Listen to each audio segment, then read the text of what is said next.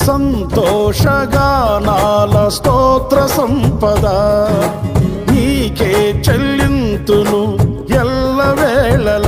అనురాగశీలుడా అనుగ్రహపూర్ణుడా నీ గుణశీలత వర్ణింపతరమా.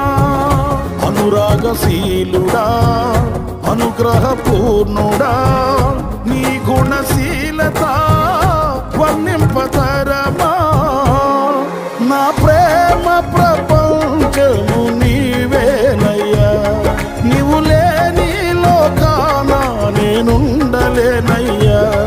నా ప్రాణం నా ధ్యానం నీవేనయ్యా, నా ప్రాణం నా ధ్యానం నీవేనయ్యా. నీకేగా నా స్తుతి మాలిక, నీ కొరకే ఈ ఘన వేదిక.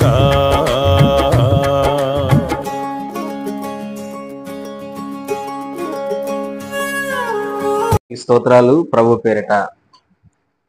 ఈ కుటుంబ ప్రార్థన పెట్టుకుని ఉన్న దానియేలుకి వచ్చినటువంటి శ్రీనివాస సత్రపు సంఘ బిడ్డలు అందరికి కూడా ఒక్కొక్కరికి పేరు పేరు వందనాలు. దేవునికి స్తోత్రాలు. చాలా సంతోషం. మరొక పర్యాయం మనం అందరం ఇక్కడ కూడి శ్రీనివాస సత్రం సంఘంలో కూడి దేవుని స్తుతించడం గణపరచడం చాలా సంతోషం. 3 కుటుంబాల ప్రార్థన ఇది మొదటి వారం. ఈ సమయాన్ని దేవుడే మనకిచ్చాడని మనం నమ్ముదాం, విశ్వాసం ఉంచుదాం. కాబట్టి ఈ కుటుంబ ప్రార్థనలో దానియేలు కుటుంబానికి కావాల్సినటువంటి మాటలు, ఆయన కుటుంబానికే కాదు మనందరి కుటుంబాలకి కావాల్సినటువంటి కొన్ని ఆధ్యాత్మికమైనటువంటి కొన్ని విషయాలు, కొన్ని మాటలు ఈరోజు మనం విందాం. చాలా జాగ్రత్తగా వినాలి అని మనం చేస్తున్నాం. ఒకసారి దేవుని వాక్యంలో నుంచి కీర్తనల గ్రంథం 128వ కీర్తన 6 వచనాలు ఉంటాయి. 6 వచనాలు నేను చదువుతున్నాను. 128వ కీర్తన 6 వచనాలు ఉంటాయి. 6 వచనాలు నేను చదువుతున్నాను. యెహోవా యందు భయభక్తులు కలిగి ఆయన త్రోవల యందు నడుచు వారందరూ ధన్యులు. నిశ్చయముగా నీవు నీ చేతుల కష్టార్జితము అనుభవించదవు. నీవు ధన్యుడవు, నీకు మేలు కలుగును. నీ లోగిట నీ భార్య ఫలించు ద్రాక్షావల్లి వలె ఉండును. నీ భోజనపు బల చుట్టూ నీ పిల్లలు ఒలివ మొక్కల వలె ఉందురు. యెహోవా యందు భయభక్తులు గలవాడు ఇలాగూ ఆశీర్వదించబడును. సియోనులో నుండి యెహోవా నిన్ను ఆశీర్వదించును. నీ జీవిత కాలమంతయు యెరూషలేమునకు క్షేమము కలుగుట చూచెదవు. నీ పిల్లల పిల్లలను నువ్వు చూచెదవు. ఇశ్రాయేలు మీద సమాధానం ఉండును గాక. చిన్న ప్రార్థన చేద్దాం. మహాపరిశుద్ధుడు అయిన తండ్రి, ప్రేమ కలిగిన ప్రభువా, 128వ కీర్తన మేము చదువుకున్నాం. ఈ 128వ కీర్తనలో ఉన్నటువంటి సారాంశాన్ని, భావాలను ఈరోజు మీరు మాతో మాట్లాడండి. ఎంతమంది ప్రియ బిడ్డలు ఈ కార్యక్రమాన్ని చూస్తున్నారో, వింటున్నారో, ఎంతమంది ఈ కుటుంబ ప్రార్థనలోకి వచ్చి ఉన్నారో వారందరిని కూడా ఒక్కొక్కరిని మీరు జ్ఞాపకాల్లో ఉంచుకొని దీవించమని ప్రార్థన చేస్తున్నాను. ఈ మాటల ఆధారంగా మీరు మాతో మాట్లాడండి. మీరు మాట్లాడితే మేము బ్రతుకుతాం ప్రభువా. మీ మాటల్లో జీవం ఉన్నది ప్రభువా. నీ మాటల్లో శక్తి ఉన్నది ప్రభువా. అటువంటి మహిమ, శక్తి, జీవము కలిగినటువంటి మాటలు మా నోట ఉంచమని, ఈ కార్యక్రమాన్ని చూస్తున్న బిడ్డలైతేనేమి, వింటున్న బిడ్డలైతేనేమి, కుటుంబ ప్రార్థన పెట్టుకున్న బిడ్డలైతేనేమి, ఈ సహవాసములోకి వచ్చినటువంటి బిడ్డలైతేనేమి, ప్రతి ఒక్కరిని మీరే దీవించి బలపరిచి నీ జ్ఞాపకాలలో ఉంచుకున్నామని మా ప్రభు అయిన యేసుక్రీస్తు నామములో ఈ మనవల్ని సన్నిధిలో పెట్టి అడిగి పొందుకొని ఉన్నాము తండ్రి. ఆమేన్. ఒకసారి చేతులెత్తి గట్టిగా స్తోత్రం చెప్పండి. ఇంట్లో ఉండే కుటుంబంలో ఉండే వాళ్ళందరూ ఇంకొకసారి 2 చేతులెత్తి గట్టిగా. రైట్. 128వ కీర్తన మనం చదువుకున్నాం. ఇది దావీదు రచించిన కీర్తన. నానా చూడాలరా, వినాలి. ఎవరు రాశారు దీన్ని? 128వ కీర్తన దావీదు రాసినటువంటి కీర్తన. దీనికి ఒక పేరు పెట్టాడు ఆయన, యాత్ర కీర్తన అని పేరు పెట్టాడు. యాత్ర కీర్తన అంట. ఈ కీర్తన అంటే నేను ఎందుకు చెప్తున్నానంటే, దాన్ని రాసినటువంటి కీర్తనాకారుడు యాత్ర కీర్తన అన్నాడు. నేనంటాను ఈ కీర్తనకి నేను ఒక పేరు పెట్టా, ఏంటంటే ఆశీర్వాదపు కీర్తన. ఏం కీర్తన అంట? ఉన్నారా? చెప్తా ఉండాలా. ఏం కీర్తన? ఆశీర్వాదపు కీర్తన. ఈ 128 కీర్తన ఆశీర్వాదపు కీర్తన. 5 ఆశీర్వాదాలు ఉన్నాయి ఈ కీర్తనలో. ఎన్ని ఆశీర్వాదాలు? నేను ఒక్కొక్కటి చదువుతా ఉంటాను, మీరు వింటా ఉండండి. నెంబర్ 1, మొదటి ఆశీర్వాదం 128 కీర్తన 2వ వచనంలో చూడండి. నిశ్చయముగా నీవు నీ చేతుల కష్టార్జితము అనుభవించదవు. అంటే మనము సంపాదించినటువంటి సంపాదన, అంటే మనం కష్టపడి సంపాదించిన మన సంపాదన, మన కష్టార్జితాన్ని మనమే అనుభవిస్తాం. ఇది మొదటి ఆశీర్వాదం. ఈ రోజున మనం చాలా మందిని చూస్తున్నాం, వాళ్ళు సంపాదిస్తున్నారు సంపాదించేదానికి, కానీ ఆ సంపాదించిన సంపాదన అంతా వాళ్ళు తినడం అలా కదా, రకరకాల దారుల్లో బయటికి వెళ్తుంది, బయట వాళ్ళు తింటారు. కానీ వాక్యం అంటుంది నీ చేతుల కష్టార్జితం, అంటే నీవు కష్టపడి సంపాదించుకున్నటువంటి నీ సంపాదన, ఆ కష్టార్జితాన్ని నీవే తింటావు. అది మొదటి ఆశీర్వాదం. 2వ ఆశీర్వాదం చూద్దాం. 3వ వచనం. నీ లోగిట నీ భార్య ఫలించు ద్రాక్షావల్లి వలె ఉండును. అంటే నీ భార్య గొడ్రాలుగా ఉండదు, ఫలించే ద్రాక్షావల్లి అంటే ఫలాలను ఇచ్చేటువంటి స్త్రీగా లేదా భార్యగా ఉంటుంది. మీరు గమనించండి, మనకు ఎంత డబ్బులున్నా నీకు డబ్బులు ఎంత ఉందని అడగరు. ఏం అడగతారు తెలుసా అక్క? నీకు పిల్లలు ఎంతమందిని అడగతారు. అంటే ఖచ్చితంగా వివాహం చేసుకున్నటువంటి వాళ్ళు లేదా పెళ్ళి అయినటువంటి వాళ్ళు ఖచ్చితంగా వారికి పిల్లలు ఉండాలా, పిల్లలు ఉండాలా. అది కూడా ఒక ఆశీర్వాదం. పిల్లలు ఉండడం కూడా ఒక ఆశీర్వాదం. అది చూడండి, నీ లోగిట నీ భార్య ఫలించు ద్రాక్ష వలె వెళ్ళును. అది 2వ ఆశీర్వాదం. 3వ ఆశీర్వాదం దాని కింద ఉంటుంది చూడండి. నీ భోజనపు బల చుట్టూ నీ పిల్లలు ఒలీవ మొక్కల వలె ఉందురు. నీ పిల్లలు నీ చుట్టూ ఉండాలా, ఒలీవ మొక్కల్లాగా. అది 3వ ఆశీర్వాదం. 4వ ఆశీర్వాదం చూడండి, 5వ వచనం. సియోనులో నుండి యెహోవా నిన్ను ఆశీర్వదించును, నీ జీవిత కాలమంతయు యెరూషలేమునకు క్షేమము కలుగుట చూచెదవు. 4వ ఆశీర్వాదం ఏంటంటే నీవు ఎన్ని సంవత్సరాలైతే బ్రతుకుతావో అన్ని సంవత్సరాలు నీవు క్షేమాన్ని కలిగి ఉంటావు. క్షేమము కలుగుట, యెరూషలేమునకు క్షేమము కలుగుట చూచెదవు. 4వది లాస్ట్ అండ్ ఫైనల్ 5వ ఆశీర్వాదం చూడండి, 6వ వచనం. నీ పిల్లల పిల్లలను నువ్వు చూచెదవు. హల్లెలూయా. అంటే మన పిల్లలు, వారి పిల్లలు, ఇప్పుడు మన పిల్లలు మనం చూసేసాం, మళ్ళీ ఆ పిల్లలకు పిల్లలు, వాళ్ళని కూడా చూస్తావు. ఇప్పుడు ఎన్ని ఆశీర్వాదాలు వచ్చాయి? 5.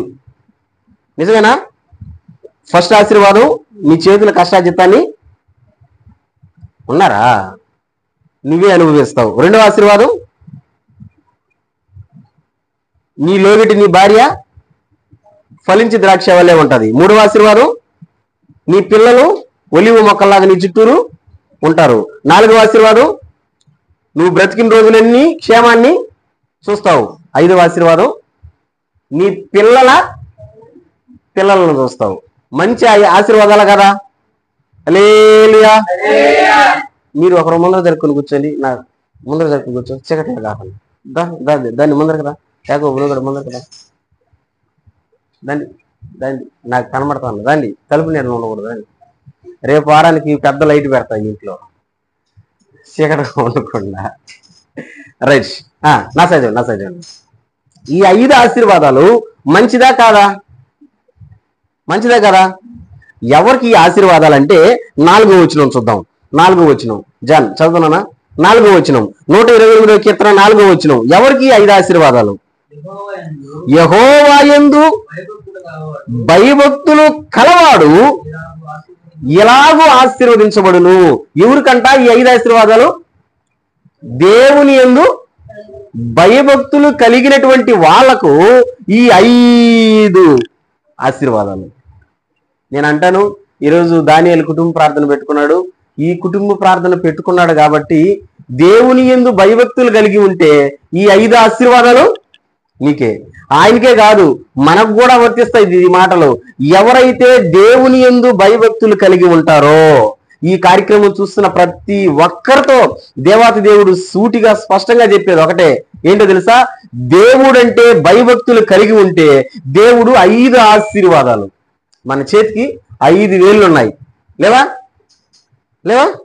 చూసేదానికి ముచ్చటగా ఉన్నాయి, ఒక పట్టు కూడా ఉన్నది కదా. అలాగే దేవుడు 5 ఆశీర్వాదాలు ఇస్తూ ఉన్నాడు. ఈ 5 ఆశీర్వాదాలు ఎవరికి అంటే దేవుని యందు భయభక్తులు కలిగిన వాళ్లకు.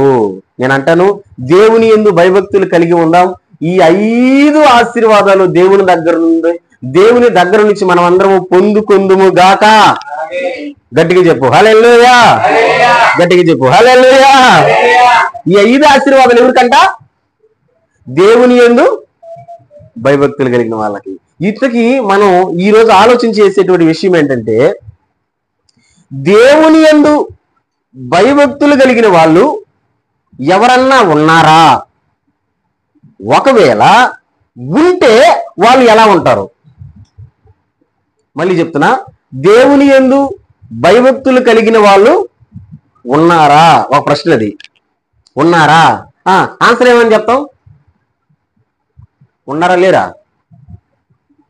మీ దృష్టికి ఉన్నారా లేరా? ఉన్నారు. దేవుడు అంటే భయభక్తులు కలిగిన వాళ్ళు ఉన్నారు, లేరని చెప్పకూడదు, ఉన్నారు. ఇప్పుడు ఇంకో ప్రశ్న ఏంటంటే, ఉంటే వాళ్ళు ఎలా ఉంటారు? చాలా మంది అనుకుంటున్నారు, దేవుడంటే నాకు చాలా భయం, దేవుడంటే నాకు చాలా భక్తి అని అనుకుంటున్నారు.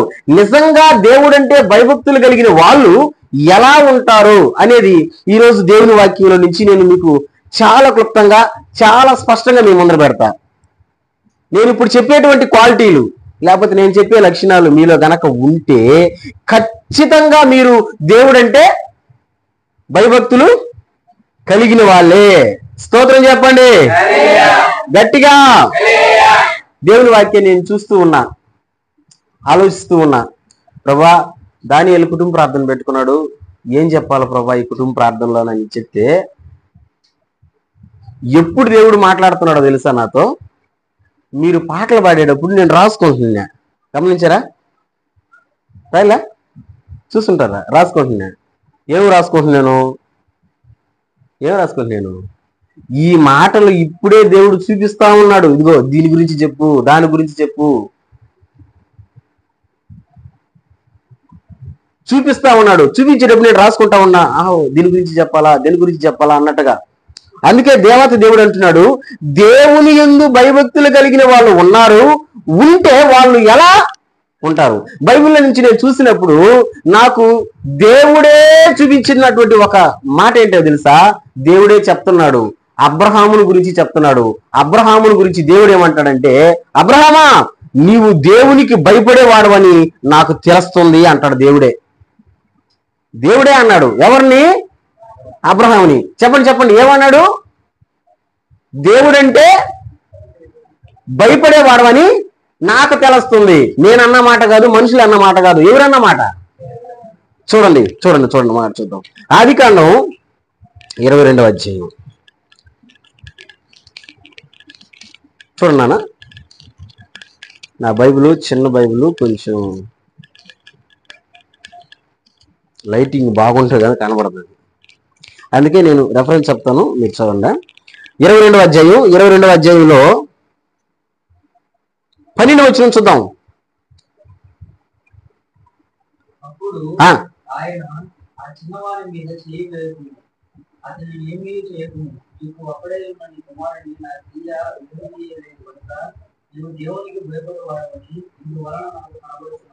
ఇందువలన నాకు కనబడుతున్నది, దేవుడు అంటున్నాడు అబ్రహాముని, ఇందువలన నాకు కనబడుతున్నది.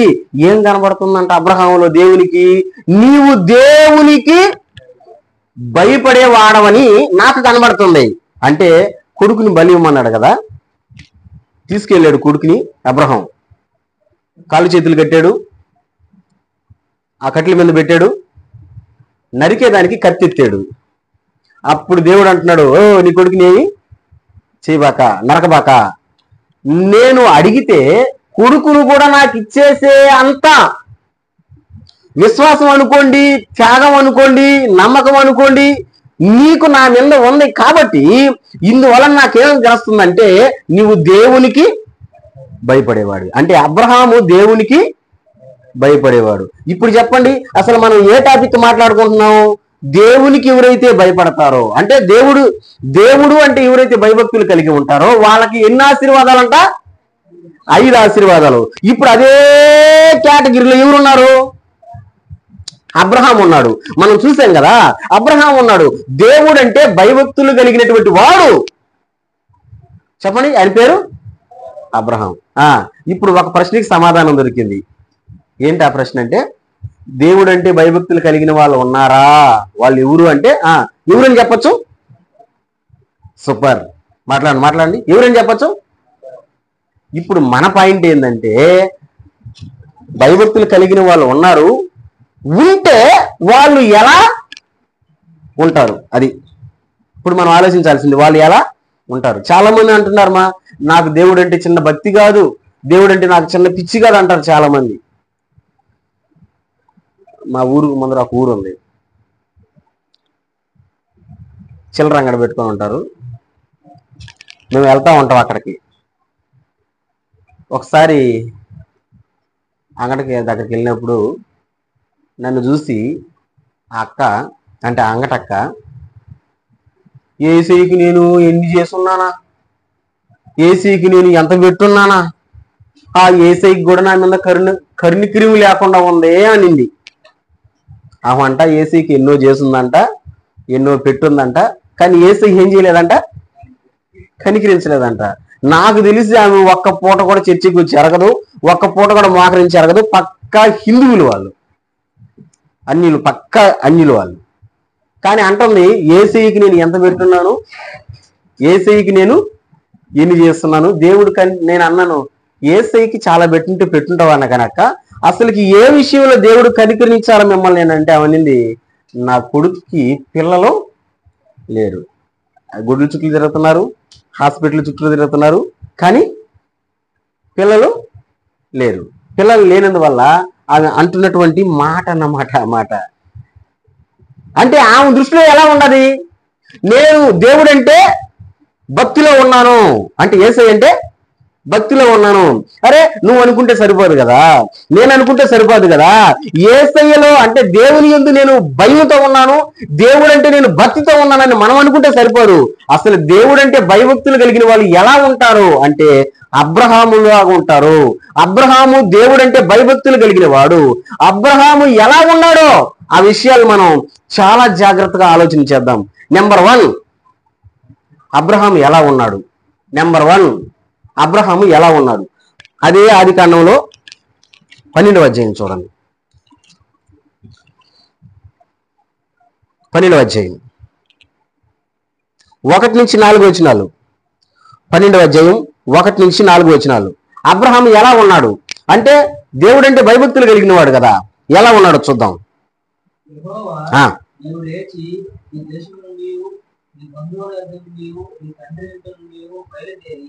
నేను నీకు చూపించు దేశమునకు వెళ్ళుము. నిన్ను గొప్ప జనముగా చేసి నిన్ను ఆశీర్వదించి నీ నామమును గొప్ప చేయను. నీవు ఆశీర్వాదముగా ఉండవు. నిన్ను ఆశీర్వదించు వారికి ఆశీర్వదించదను. నిన్ను ద్వేషించు వారిని క్షమించదను.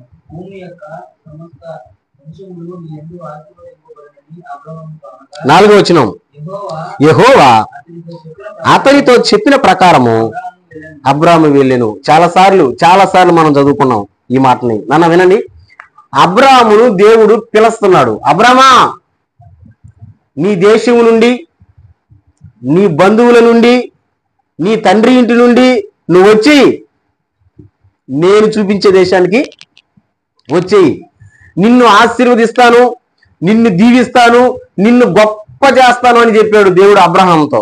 నాన్న బాగా వినండి, అబ్రాము అంటే సాదాసీదా అయిన మనిషి కాదు, చాలా ధనవంతుడు, గొప్ప ధనవంతుడు. ధనవంతుడైనటువంటి అబ్రామును దేవుడు పిలుస్తున్నాడు, రా, నీ దేశాన్ని విడిచిపెట్టి, నీ బంధువుల్ని విడిచిపెట్టి, నీకున్న సమస్తాన్ని విడిచిపెట్టి నేను చూపించే దేశానికి రా అని పిలుస్తున్నాడు. పిలిచినప్పుడు 4వ వచనం చూడండి, యెహోవా అతనితో చెప్పిన ప్రకారము అబ్రాము వెళ్ళెను. దేవుడు రమ్మన్నాడు, వచ్చేసాడు అంతే. హల్లెలూయా, గట్టి చెప్పు హల్లెలూయా. దేవుడు రమ్మన్నాడు, వచ్చేసాడు. మళ్ళీ చెప్పని, దేవుడు రమ్మన్నాడు, గట్టిగా చెప్తే కదా, దేవుడు రమ్మన్నాడు. ఒక చిన్న మాట, శ్రీనివాస అత్తర సంఘబిడ్డలారా, రేపు మనం ఒక దగ్గర పోదాం అని నేను అన్నా. మీరు వేసే మొదటి ప్రశ్న ఏంది? యాగోబా అంతే కదా, ఎవరైనా అంతే కదా. రేపు ఒక దగ్గర పోదాం అనగానే వేసే ఫస్ట్ ప్రశ్న ఏంది?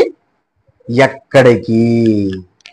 అది ఇప్పుడు మీకు నేను చెప్పే రీజన్ నచ్చితే మీరు వచ్చా, లేకపోతే రాకపోయా. కానీ మొత్తానికి ప్రశ్న వచ్చిందా లేదా? ఏం ప్రశ్న?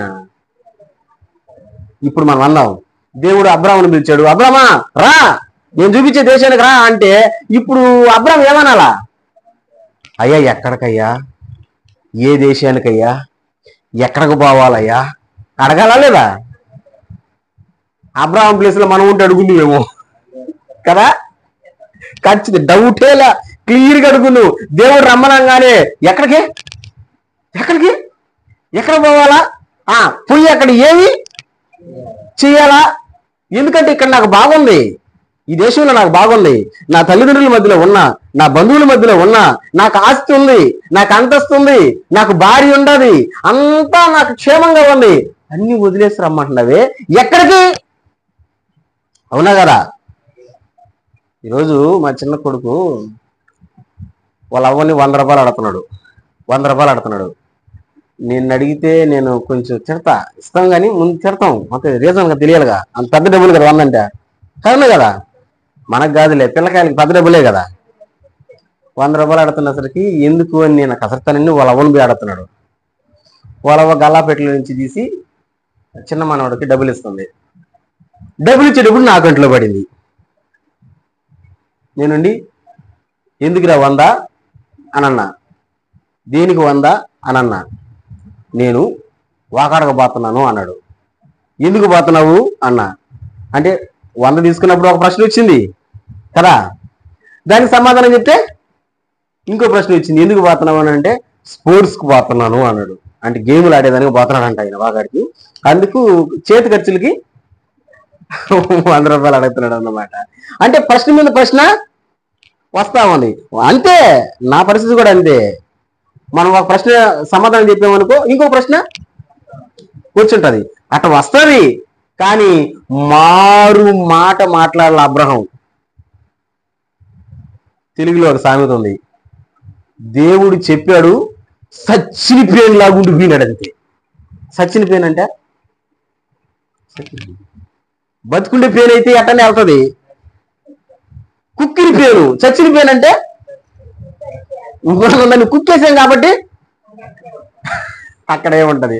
అట్టా అబ్రహాముతో దేవుడు చెప్పాడు, వెంటనే మారు మాట మాట్లాడకుండా దేవుడు ఎక్కడికైతే వెళ్ళమన్నాడో అక్కడికి బయలుదేరి వెళ్ళిపోయాడు. అదిగే మనం 4వ వచనం చూసాము, ఏమని? యెహోవా అతనితో చెప్పిన ప్రకారము అబ్రాము వెళ్ళెను. దేవుడంటే భయభక్తులు కలిగిన వాళ్ళు ఎలా ఉంటారంటే, దేవుడు ఏది చెప్తే దానికి ఎదురు చెప్పరు, అది లెక్క. స్తోత్రం చెప్తే కదా గట్టిగా స్తోత్రం. దేవుడు ఏది చెప్తే దానికి లోబడిపోతారంతే, ఏ పని చెప్తే దాన్ని చేసేస్తారంతే. ఏ పనిని చెప్పని చేసేస్తారు. మీరు గమనించండి, కొంతమందికి మీరు దేవుని పనులు అప్పగించి చూడండి, కొంతమందికి దేవుని పని వాళ్ళ చేతిలో పెట్టి చూడండి, అస్సలు చేయరు కదా. ఉదాహరణకి ఆదివారం చర్చి టైం ఉంది, ఇప్పుడు అనుకుందాం దానిలో ఎక్కడికన్నా ఏదో పని మంది వెళ్తామండి, ఎవరికొకరు చెప్పేసి వెళ్ళాడు, నేను వస్తాను మళ్ళీ కలుసుకుంటాను, వచ్చేసరికి ఏం చేయాలా? బయట ఉండి ఇసుక అంతా చర్చిలో పోయింది, అవునా? కాదు కదా, చిమ్మి శుభ్రంగా అటు కడిగి అటు పట్టేసి పెట్టండి అని చెప్పేసి వెళ్ళాడు. అంటే పని అప్పగించినట్ట అప్పగించాడు. అప్పగించిన ఆ వ్యక్తి ఏం చేయాలా? ఖచ్చితంగా చేయాలా. నేనా అన్నం వండుకోవాలి, దానిలా నేనా పనికి పోవాలా, నేనా అది చేయాలి ఇది చేయాలి అంటే అర్థం ఏంది? చెప్పిన పనిని తోసిపుచ్చుకోవడం. దేవుని యందు భయభక్తులు కలిగినటువంటి వ్యక్తి ఎట్లుంటాడంటే, దేవుడు ఒక పని చెప్తే ఆ దేవుని పనిని తోసేయడంతే. స్తోత్రం. మీకు అర్థమవుతుందా నేను చెప్పేది? దేవుని పని తోసివేయడు. దేవుడు అంటే భయభక్తులు కలిగినటువంటి వాడు. దేవుడు ఏది చెప్తే దానికి లోబడతాడు. ఈరోజున మనం చాలా మందిని చూస్తున్నాం, ఏ పనులైనా ముందు ఉంటారేమో కానీ దేవుడు ఒక పని చెప్తే, దేవుడు ఒక పనిని చేతిలో పెడితే ఆ దేవుని పనిని తోసి పుచ్చుకొని వెళ్ళిపోతా ఉంటారు. ఎంత బాధాకర విషయం. అందుకే దేవుడంటే భయభక్తులు కలిగిన వ్యక్తి ఎలా ఉంటాడు అని మనం మాట్లాడుకుంటున్నాం. ఎలా ఉంటాడు అంటే, నెంబర్ 1, దేవుడు చెప్పింది చెప్పినట్టు చేస్తాడు. ఆ దేవుని పని త్రోసి వెయ్యడు. స్తోత్రం చెప్పండి. ఒకటి చెప్పాను కదా, దేవుడు అంటే భయభక్తులు కలిగిన వాడు ఎట్లుంటాడు? దేవుని పని తోసివేయడు, ఏది చెప్తే అది చేస్తాడు. అది రైట్. ఒకటి షార్ట్గా వెళ్తామన్నా. నెంబర్ 2, దేవుడు అంటే భయభక్తులు కలిగిన వాడు ఎలా ఉంటాడు? నెంబర్ 2 చూద్దాం. అదే ఆదికాండంలోనే ఈసారి 13వ అధ్యాయానికి రండి. 13వ అధ్యాయం ఒకసారి 8వ వచనం చూద్దాం. 13వ అధ్యాయం ఒకసారి 8వ వచనం చూద్దాం. కాబట్టి అబ్రాహాము మనము బంధువులము గనుక నాకు నీకును నా పశువుల కాపరులకు నీ పశువుల కాపరులకును కరువు ఉండకూడదు. అబ్రాము బయలుదేరి వచ్చేటప్పుడు అబ్రాముతో పాటు సోదరుడైన లోతు కూడా వచ్చున్నాడు. నన్ను వినాలా? లోతు ఆస్తిమంతుడే, అంటే లోతు ధనవంతుడే, పశువులు కలిగిన వాడే. అబ్రాము కూడా ధనవంతుడే, పశువులు కలిగిన వాడే. ఆ పశువుల కాపర్లకి ఈ పశువుల కాపర్లకి, అంటే అబ్రాము పశువుల కాపర్లకి లోతు పశువుల కాపర్లకి ఇద్దరికి గొడవ వచ్చింది. పశువుల కాపర్లకి గొడవ వచ్చింది. ఆ గొడవ కాస్త అబ్రాము దగ్గరికి వచ్చినప్పుడు అబ్రాము ఏమని న్యాయం తీస్తున్నాడు చూడండి. ఏమని న్యాయం తీరుస్తున్నాడు? 13వ అధ్యాయం 8వ వచనం కదా. అప్పుడు అబ్రాము, మనము బంధువులము గనుక నాకును నీకును నా పశువుల కాపర్లకును నీ పశువుల కాపర్లకును కలహముండకూడదు. ఏం న్యాయం చేస్తున్నాడు? నాకు నీకు కలహం ఉండకూడదు. కలహం అంటే అంతే. నాకు నీకు. ఇప్పుడు మీరు చెప్పండి, గొడవలకు దూరంగా ఉండేవాడా, గొడవల్లోకి పోయి దూకేవాడా? ఎవరు? దేవుడు అంటే భయభక్తులు కలిగిన వాడు ఎట్లుంటాడంటే, రెండో విషయంలో చూస్తే గొడవల్లో దూకడం, గొడవలకి దూరంగా ఉంటాడు. ఆ పశువుల కాపర్లకి ఈ పశువుల కాపర్లకు గొడవ వస్తే మామూలుగానే ఇతను ఏం చేయాలంటే, ఆ గొడవని సద్దుమణిగే దానికి ఏం చెప్తున్నాడంటే, నాకు నీకు గొడవ ఉండకూడదు, మన ఇద్దరం బంధువులమి, ఒకే దగ్గర నుంచి ఇద్దరిని వచ్చాం కాబట్టి కలహం ఉండకూడదు అంటే గొడవలను ఇష్టపడేవాడు కాదు.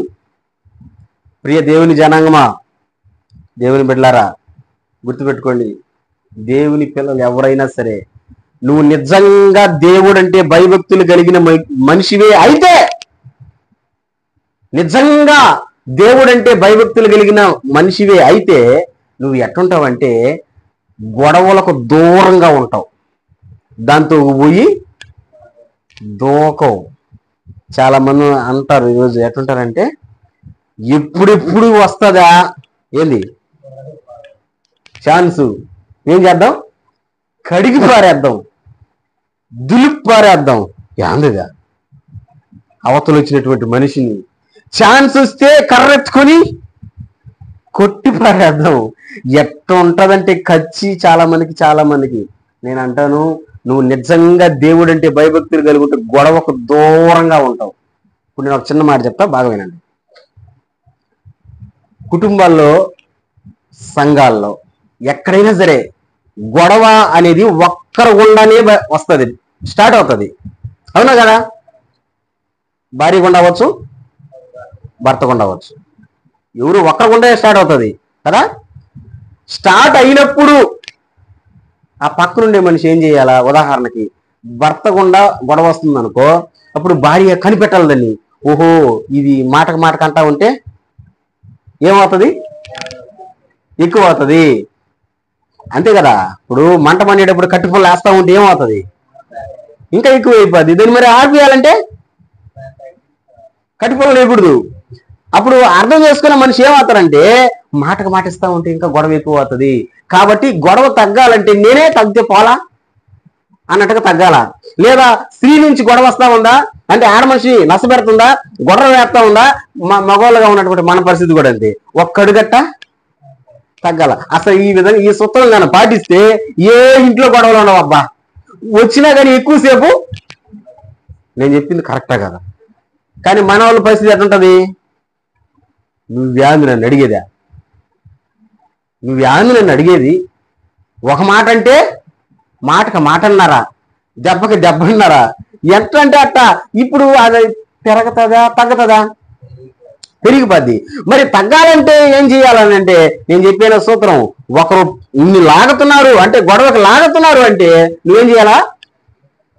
తగ్గాల, ఖచ్చితంగా తగ్గాల. అప్పుడే ఆ ఇంట్లో గొడవలే ఉండవు.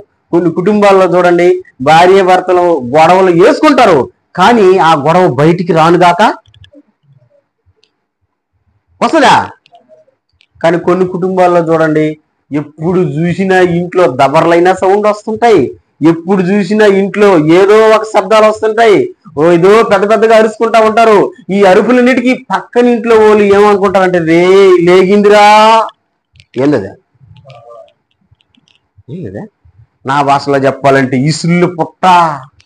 నా భాషలో చెప్పాలంటే ఇసుళ్ళు పుట్ట. ఒక ఇసులు కానీ బయటకు వచ్చింది అనుకో, ఇంకేం చేస్తుంటారు కదా, ఇంక రాపలేం మనం.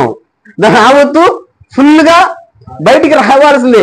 ఆ విధంగా మాట మీద మాట ఎంత పెద్ద గొడవ అయిపోద్దు. అప్పుడు పెద్ద గొడవ అయిపోయినప్పుడు పక్కన వాళ్ళు, ఆ ఇంటోళ్ళు, ఎదురింటోళ్ళు, వెనకింటోళ్ళు వచ్చి ఏం చేస్తారంటే మనకు మధ్యస్థం చేస్తారు. అట్టుండకూడదు నాన్న, ఇట్టుండకూడదమ్మని మనకు సర్ది చెప్పి ఊరంతా మీ డంకాలు కొడతారు. నిజమే కదా? గడప దాటి బయటికి బాగూడదు గొడవ. అటు చూసుకోవాలి మనం. అటు చూసుకోవాలంటే ఎట్టుండాలా? ఒకరు లాగుతున్నారు గొడవ అంటే ఒకరు. అబ్రాము ఎలాంటి వాడంటే గొడవలకు పోయేవాడు కాదండి, గొడవకు. దేవుని బిడ్డలారా, దేవుడు అంటే భయభక్తులు కలిగినటువంటి వ్యక్తి ఎలా ఉంటాడు అంటే గొడవలకు దూరంగా ఉంటాడు. ఇది సత్యం. ఒక మంచి మాట చూద్దాం. సామెతల గ్రంథం 20వ అధ్యాయం, భలే మంచి మాట, 3వ వచనం. సామెతల గ్రంథం భలే ఉంటది ఆ మాట. 20వ అధ్యాయం.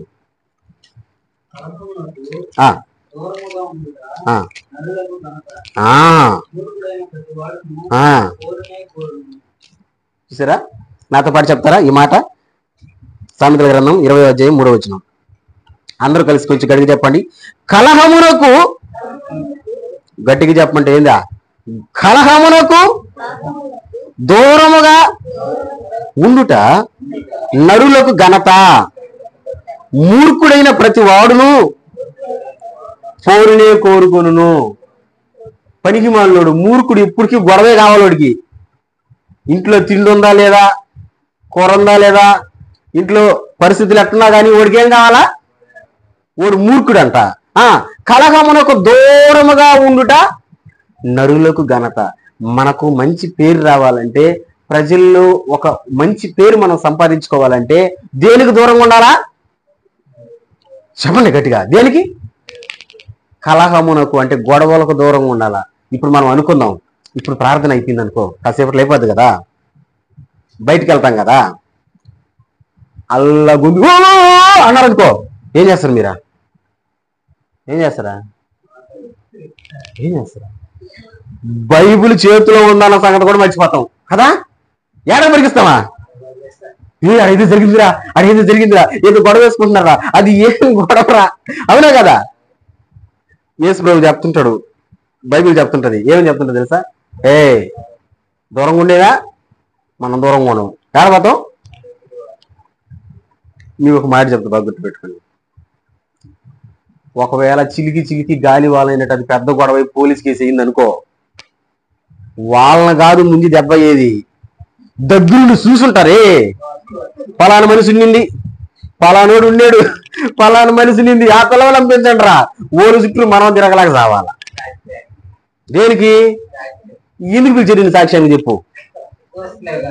చూస్తున్నావుగా. మూర్ఖుడైన ప్రతివాడు పోరునే కోరుకుని నిన్ను బైబిల్ అంటుంది. కానీ ఈ దేవుని యందు భయభక్తులు కలిగిన వాడు ఎట్లుంటాడంటే, కలహమునకు మనకు వద్దున అసలు గొడవలే వద్దు, నాకు కూడా అసలు గొడవ అంటే ఇష్టమే ఉండదు. ఒకవేళ అది ఎక్కువ అవుతుంది అనుకో, నేను చేసే పని ఏంటో తెలుసా? కాసేపు ఇంట్లో నుంచి బయటికి వెళ్తాం అంతే. అప్పుడు ఏమైపోద్ది? ఇప్పుడు ఒక్కరే అరుచుకుంటా ఉంటారా? అరుచుకుంటా ఉంటే ఏమంటారా? మెంటలు వచ్చిందా ఏమనరా? ఖచ్చితంగా అంటారు. ఎంతసేపు అరుచుకుంటారు? అరుచుకుని ఓలే తగ్గిపోతారు అన్నట్టుగా. ఎందుకు నేను ఈ విషయాన్ని చెప్తున్నానంటే, దేవుడంటే భయభక్తులు కలిగినటువంటి వాడు కలహమునకు దూరంగా ఉంటాడు. అబ్రహాము గొడవలకి వెళ్ళేవాడు కాదు, గొడవకి దూరంగా ఉండేవాడు. స్తోత్రం చెప్పు. దేవుని యందు భయభక్తులు కలిగిన వాడు ఎలా ఉంటాడు? Number 1, first number 1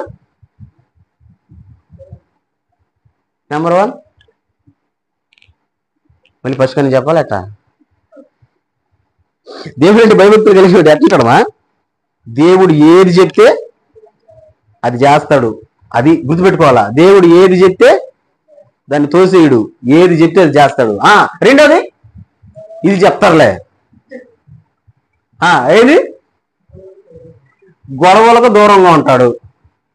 last and final మూడవది, దేవుడు అంటే భయభక్తులు కలిగిన వాడు ఎలా ఉంటాడంటే, చాలా వచనాలు చదవాలా, అన్ని వచనాల్లో కాదు కానీ ఒక వచనం 2 వచనాలు చదవదాం. అబ్రహాంలో మనం 3వ విషయాన్ని చూద్దాం. ఎక్కడ ఉంటుంది ఇదంటే 18వ అధ్యాయానికి వచ్చింది. ఆదికాండం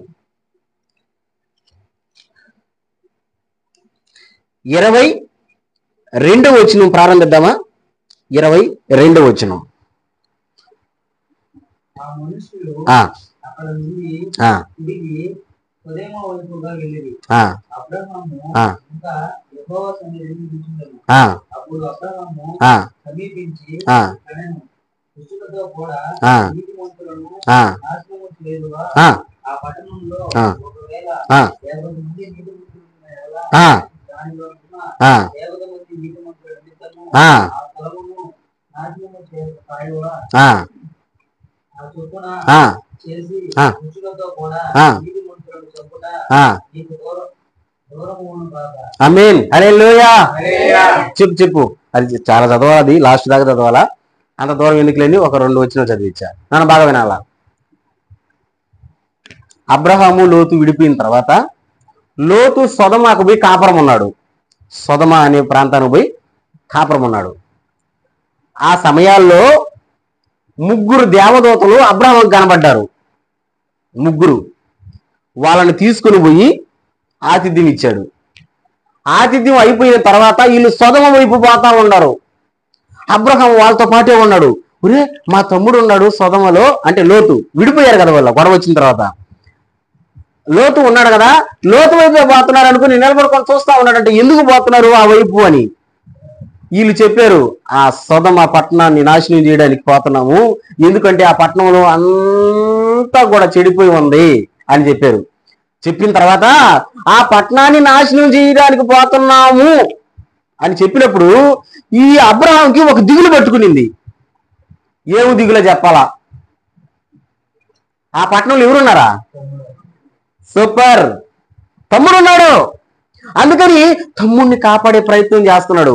అందుకని ఆ దేవదూతలు అడతారు, అయ్యా అయ్యా అయ్యా ఒక్క మాటని మీకు చెప్తానయ్యా, ఆ పట్టణాన్ని నాశనం చేయడానికి పోతున్నారు కదా, ఒకవేళ ఆ పట్టణంలో అందరూ చెడ్డోళ్ళు అయినా ఒక 50 మంది అన్న మంచోళ్ళు ఉంటే పట్టణాన్ని వదిలిపెడతారా అని అడిగాడు. మాట చూడండి, ఎంతమంది చెప్పడమ్మా, ఎంతమంది? ఇప్పుడు పెద్ద పట్టణము 50 మంది అన్న మంచోళ్ళు ఉంటూ వదిలిపెడతారంటే వాళ్ళు అంటారు 50 మంది మంచోళ్ళు ఉంటూ వదిలేస్తాం అని అన్నారు. అంటే 50 మంది లేరేమో. ఇంకొక కొంచెం దూరం పోయిన తర్వాత మళ్ళీ అయ్యా అయ్యా అయ్యా అయ్యా ఇంకొక మాట, ఒకవేళ 50 మందిలో ఒక 5 మంది తక్కువ అయితే అంటే ఇప్పుడు ఎంతమంది? 45 మంది ఉంటే అప్పుడు వాళ్ళు అంటారు 45 మంది ఉన్నా సరే వదిలేస్తామంటారు. అంటే 45 మంది కూడా లేరేమో. ఇప్పుడు అంటాడు, అయ్యా ధూళి లేని నేను ఇంకొకసారి బతుకులాడుకుంటా, ఒకవేళ ఇంకొక 5 మంది తక్కువైతే ఇప్పుడు ఎంతమంది? 40 మంది. 40 మంది ఉన్నా కానీ వదిలేస్తా. 40 మంది ఉన్నా వదిలేస్తారు అంటే 40 మంది కూడా లేరా? ఇంకొంచెం దూరం అయిన తర్వాత అయ్యా ఇంకా మాట్లాడినయ్యా నేనా ఇంకొకసారి ఒకవేళ 30 మంది ఉంటే 30 మంది ఉన్నా వదిలేస్తాం. 30 మంది కూడా లేరా? అయ్యా అయ్యా అయ్యా అయ్యా అయ్యా కాలా ఎలా పడుతున్నాడు. ఒకవేళ 20 మంది ఉంటే వదిలేస్తాం. ఇంకొంచెం సేపు తిరిగి లాస్ట్ అండ్ ఫైనల్ ఇదే, ఇంకా మిమ్మల్ని నేను ఆపను, నిన్న అడగను. లాస్ట్ అండ్ ఫైనల్ 10 మంది ఉంటే ఎక్కడి నుంచి ఎక్కడికి పడిపోయింది లెక్క? 50 మంది నుంచి ఎక్కడికి పడిపోయింది? 10 మంది ఉంటే ఇప్పుడు చూడండి ఆ వచనాన్ని మనం చదువుదాం. ఇప్పుడు చూడండి 32వ వచనం.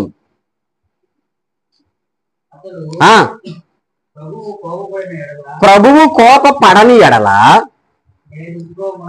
నేను లాస్ట్ అండ్ ఫైనల్ ఇంకొక మారే మాట్లాడతా. ఒకవేళ అక్కడ 10 మందే ఉంటారేమో అనినప్పుడు ఇప్పుడు ఎంతమందికి వచ్చారు? 10 మంది. ఇప్పుడు చదువుదాం.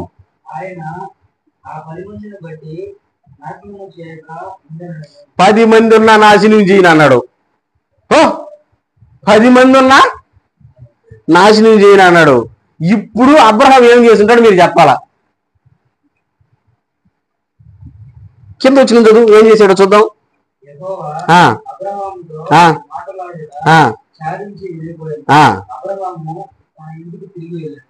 అబ్రహాం వెళ్ళిపోయినట్టు తిరిగిపోయి నేను వాడిని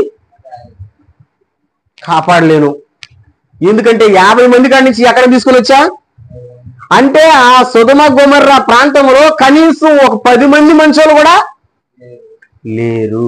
10 మంది కాదు, లోతు తప్ప ఒక్కడు కూడా లేడు మంచోడు. లోతు ఒక్కడే ఉన్నాడు. అందుకని లోతును తప్పించి మిగిలిన ప్రాంతాన్ని తగలబెట్టేసాడు దేవుడు. హల్లెలూయా. ఎందుకు చెప్పాను మీకు స్టోరీ అంటే నాన్న వినాలా?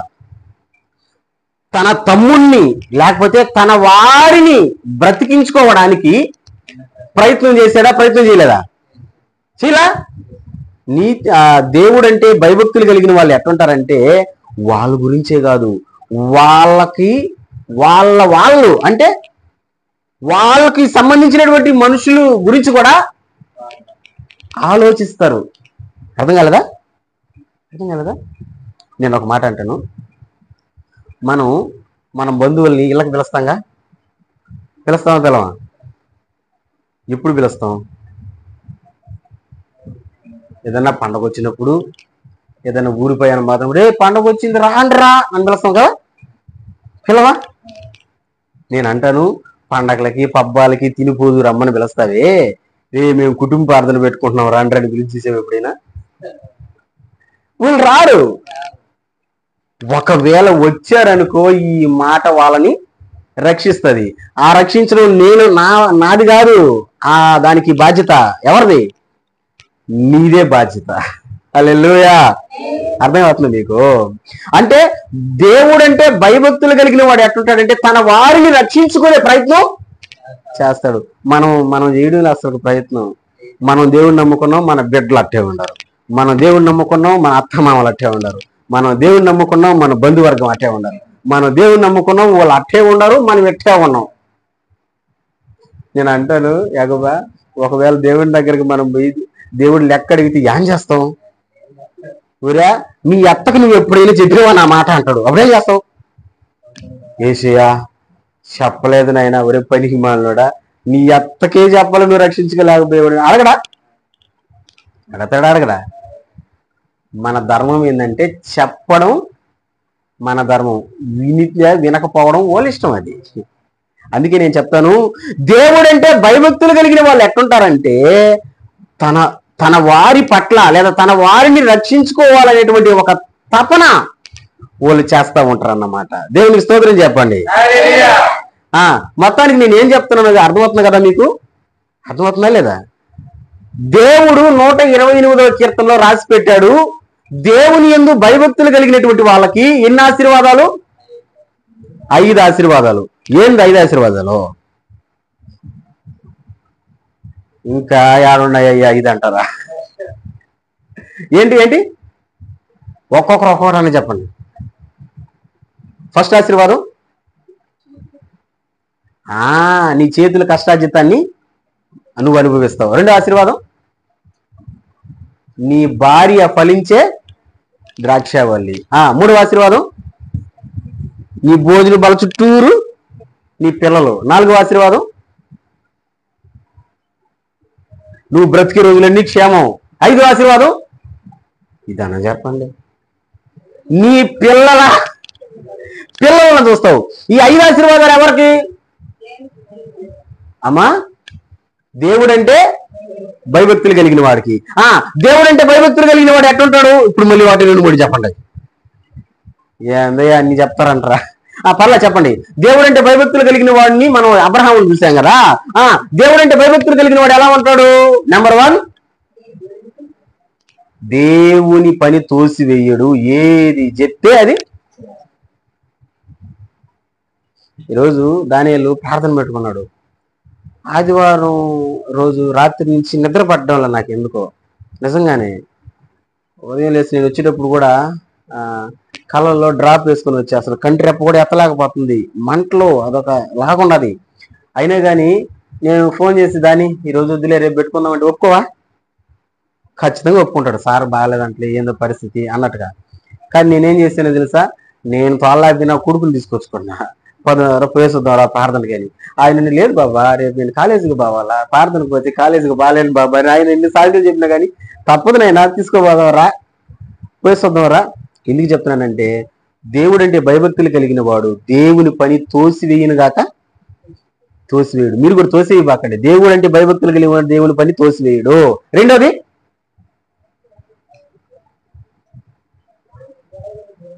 గొడవల్లో దూకుతాడు. అవునా? దూకేది కాదు మూవ్ తెల్ల. గొడవలకి దూరం కంటే ఏం చెప్పాను? ఎవరన్నా ఒకరు ఓపుతున్నారంటే మీరేం చేయాలా? అట్టెళ్ళండి, కాసేపు ఇట్టెళ్ళండి, లేకపోతే అట్టెళ్ళండి. అది రేగి రేగి రేగి రేగి మండి మండి మండి మండి తొస్సని హరిపోవాలి. కలహమునకు దూరంగా ఉండే నరులకు ఘనత, గొడవలకు దూరంగా ఉండేవాడు అబ్రహాము. లాస్ట్ అండ్ ఫైనల్, దేవుని భయభక్తులు కలిగిన వాడు ఎట్లుంటాడు? ఇప్పుడే చెప్పానే, ఏమని చెప్పావా? తన వారి పట్ల బాధ్యత కలిగి ఉంటాడు, తన వారిని రక్షించుకునే ప్రయత్నం చేస్తాడు. బిడ్డ, దేవుడు అంటే భయభక్తులు కలిగిన వాళ్ళు ఇలా ఉంటారు. నువ్వు గనక ఇలాగ ఉన్నావు అంటే 128వ కీర్తనలో ఉన్న 5 ఆశీర్వాదాలు నీకే, దానియేలుకే, శాంతకి నవ్వుతుందా? శాంతక్కే, ఓలికే కాదు, మనందరికీ 5 ఆశీర్వాదాలు. ఎప్పుడు దేవుడంటే భయభక్తులు కలిగిన వాళ్ళు ఎలా ఉంటారో చెప్పా. కాబట్టి ఈ మాటలు విన్నటువంటి మనం జాగ్రత్తగా దేవుని భయభక్తులు కలిగి ఉందాం. దేవుని దగ్గర ఉన్న 5 ఆశీర్వాదాలు పొందుకుందాం. ఈ మొదటి కుటుంబ ప్రార్థనలో దేవుడు మనతో మాట్లాడిన ఈ మాట మన జీవితాంతం అన్వయించుకుందుము గాక. ఈ మాటలు మనల్ని బలపరచును గాక. మోకరించండి, అందరం ప్రార్థించేద్దాం. విశ్వాసం ఉంచి అందరం ప్రార్థించాలి. ప్రభువా, మీ దాసుని మీరు నిలబెట్టి మీరు మాట్లాడిన మాట నిజమే. 5 ఆశీర్వాదాలు మాకు రావాలంటే నువ్వంటే భయభక్తులు ఉండాలి మాకు ప్రభువా. భయభక్తులు కలిగిన వ్యక్తి ఎవరన్నా ఉన్నారా అని మేము చూసినప్పుడు అబ్రహామును చూపించావు ప్రభా. అయ్యా, ఎంత గొప్ప దేవుడు నాయన, నీకు వందనాలు, స్తోత్రాలు. ప్రార్థన చేద్దాం. ఈ స్థితిలో ఉన్నానంటే, ఇంకా బ్రతికున్నానంటే, ఈ స్థితిలో ఉన్నానంటే, ఇంకా బ్రతికున్నానంటే, నీ కృపా, నీ కృపా, నీ కృపా, ఇది నీ కృపా.